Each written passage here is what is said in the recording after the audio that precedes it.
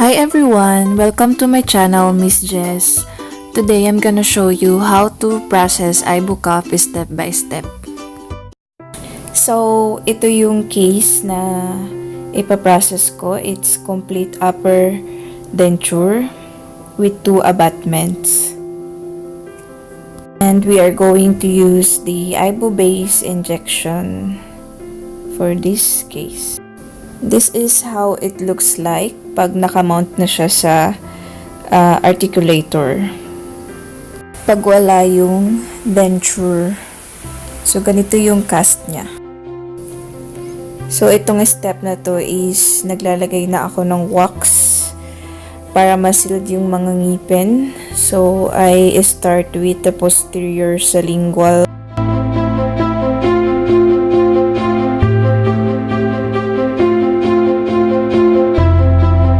Habang nilalagay ko yung wax in the palate area, in-estimate ko na din yung kapal, which is the standard thickness ng palate.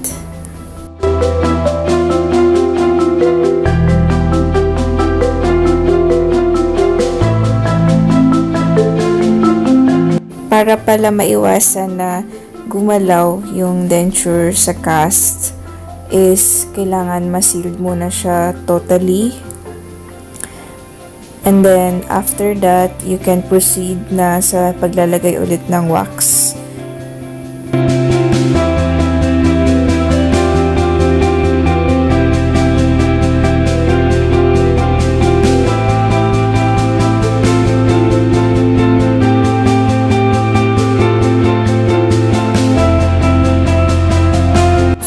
Ko nang malagyan ng wax yung sa may palatal area, yung next na lalagyan ko ay yung sa may posterior ng buccal side and then up to labial side para ma-sealed na yung mga ngipin at maiwasan na gumalaw.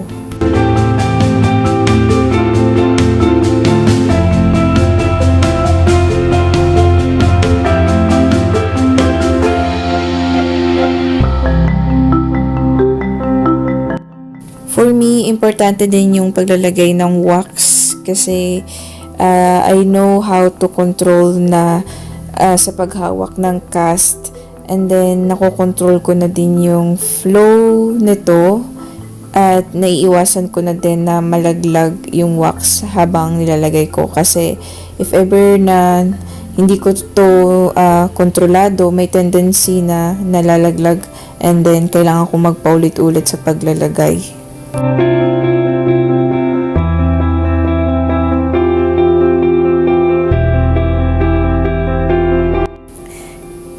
In-estimate ko na din pala yung thickness ng wax para mamaya pag nag-festooning ako is hindi ko na kailangan pang tumagal pa at magbawas ng wax.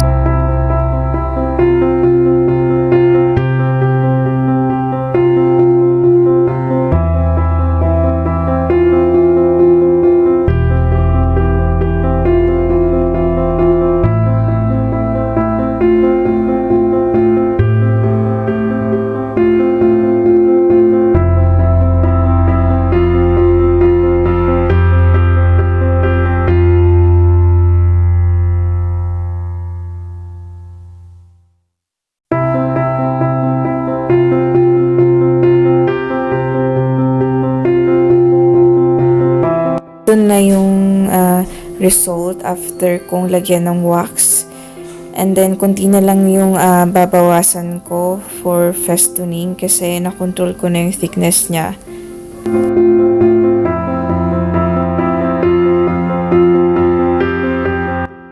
So, before festooning, tino-torch ko muna siya para mas malambot ko na siyang i-carve.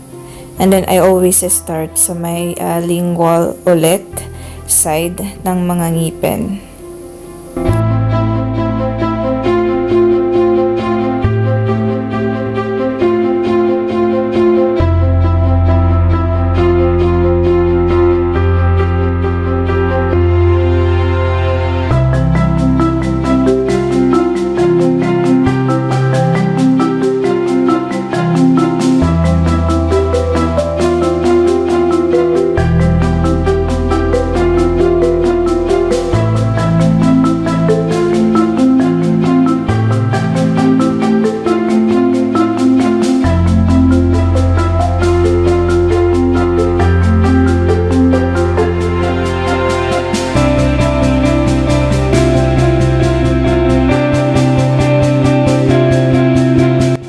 Next is sa may posterior buccal side and then labial ng ngipin ko siya i-festooning.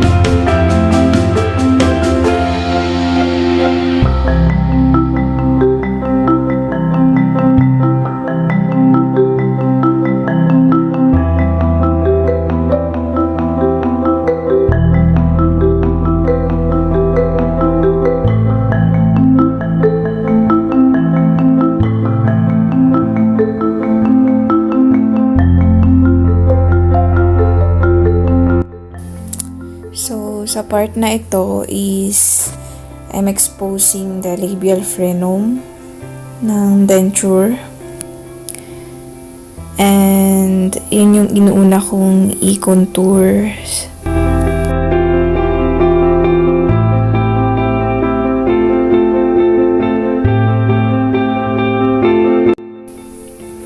Ito yung carver na ginagamit ko sa pag-festooning at pagkukontour ng mga gums.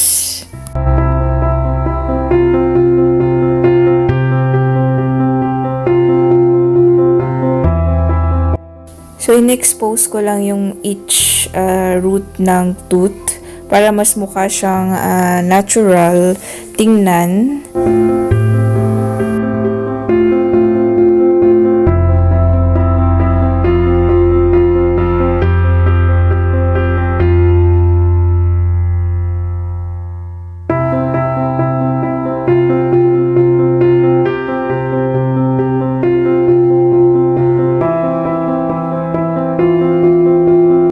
So, mas in-expose ko yung root ng canine kasi mas prominent siya than lateral root. Dinagdagan ko na din yung thickness and mas bulky na siya tignan compare sa lateral.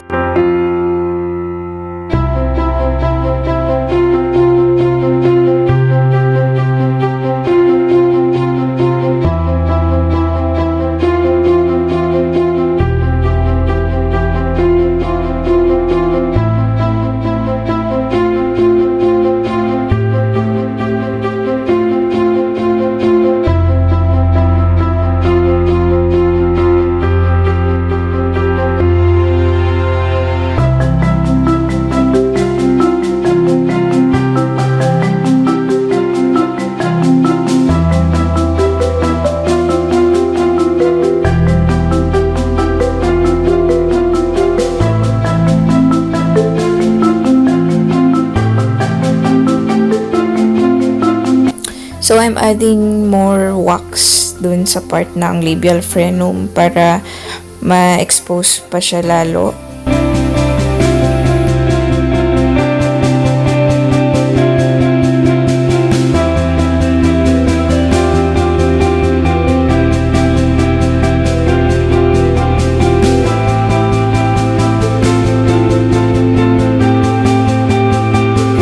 Ito na yung na-festoon ko sa may left side.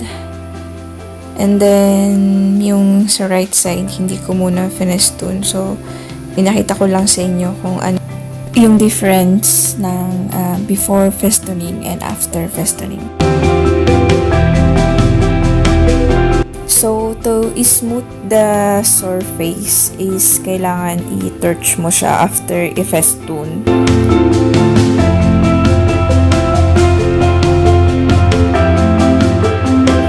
Kung magto-torch pala kayo, wag directly sa may mismong wax and slightly press lang yung torch para hindi matunaw yung mga kinontour mo sa may gums.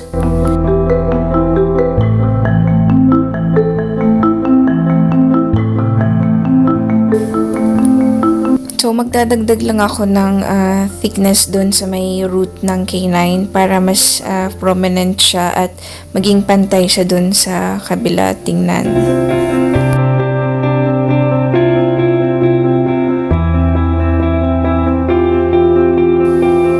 So, tapos ko ng i-festoon and ready na ito for investing. So, I make sure na dapat wala nang wax yung mga sa proximal ng ngipin and then the occlusal area para mamaya pag dinivest ko, walang cast stone na nakadikit. So, ito yung Flask na ginagamit for the Ivocap. So, I make sure na malinis ito before starting.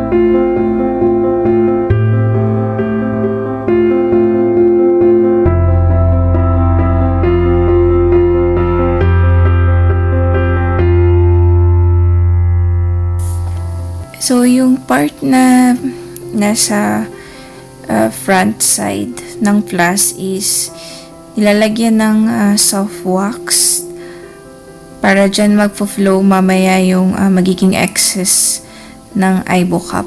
So, ganyan yung itsura niya. Dapat sakto lang.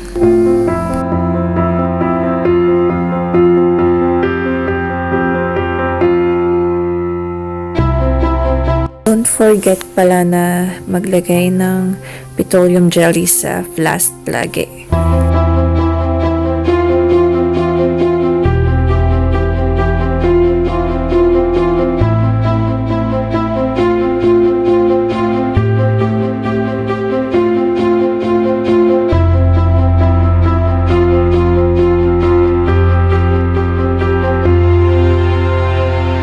Lagay ko na yung cast sa may Flask is tinitingnan ko na yung height niya. Di dapat masyadong mataas para mamaya hindi siya lumampas dun sa may hole from the other Flask. Kung ma-align yung cast is tinatanggal ko na yung mga excess cast stone.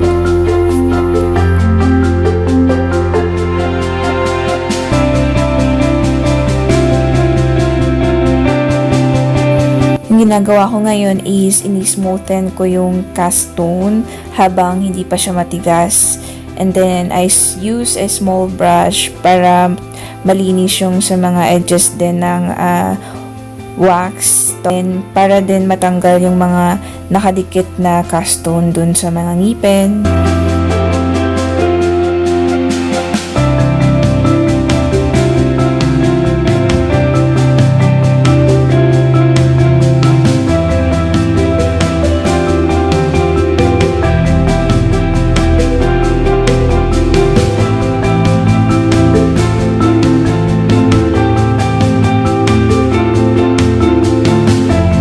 Ganito yung paglalagay ng sprue na design. Dapat nasa center of the palatal and then sa both side ng vestibular. And then make sure na nakasealed ito lagi. For the anterior side, i-connect ko lang siya dun sa may filter na nilagay ko kanina para dyan siya mag-flow yung excess.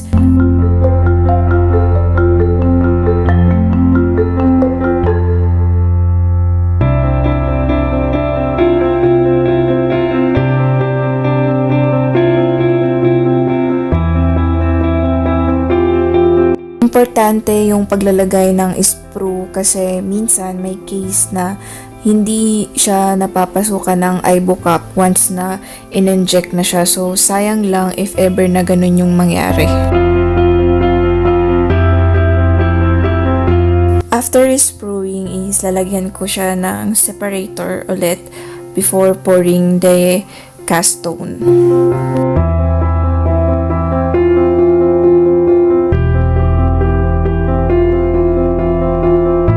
The cast stone first dun sa mga tooth area and then in the palatal area. And I massage it around the tooth para mapasukan yung mga proximal.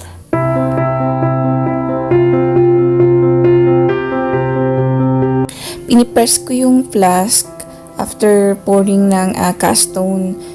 So, para maiwasan yung madagdagan ng height yung denture after injection. So, dapat walang space yung flask. It should be locked totally.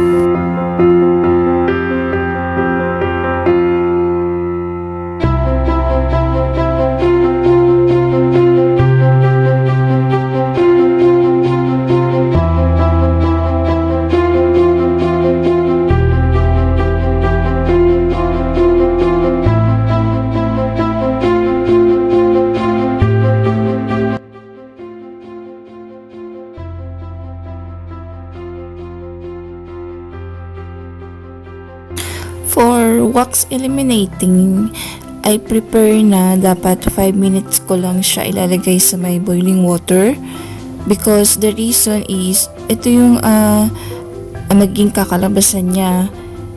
Buo pa yung wax and then medyo natunaw lang siya ng konti kasi ayoko yung na-absorb ng cast stone yung wax. And mahirap siya tanggalin if ever na ganun na pinatagal yung wax eliminate. So, eto, mas mabilis na lang siya tanggalin. And then, mabilis din matanggal yung mga wax dun sa mga ngipin.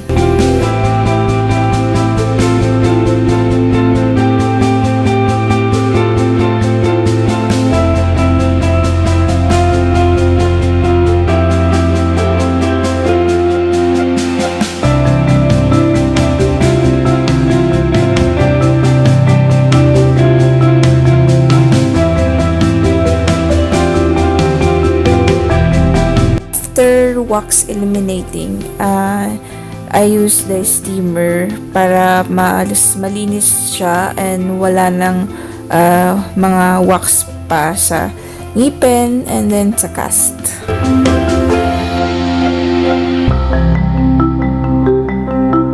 Kailangan din i-dry before lagyan ng liquid separator. Inuna kong lagyan yung sa mga proximal ng ngipin kasi mamaya pag dinivest ko ito madali na lang matatanggal yung mga nakasingit na cast stone.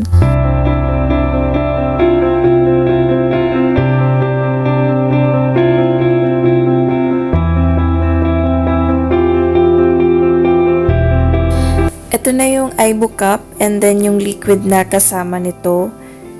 Ihalo ko lang tong dalawa. After ihalo ko na ito is ilalagay ko siya dun sa may mixer para i-mix siya ng 5 minutes. So, ipapakita ko lang pala yung difference ng funnel, ivobase. So, ito yung na trim ko na yung dulo. Dapat trim siya at open na open para totally na mag-flow yung Ivocap later once na nag-i-inject na siya. So, dapat ganyan. And then, i-close ko lang siya and make sure na ilalak ng mabuti para sure na hindi na siya aangat pa.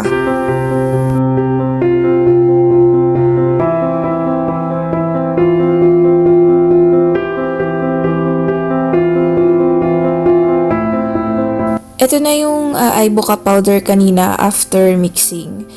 And then, may tips ako para maiwasan magkaroon ng bubbles is kailangan mo siya tusukin ng carber para i-release yung air dun sa loob.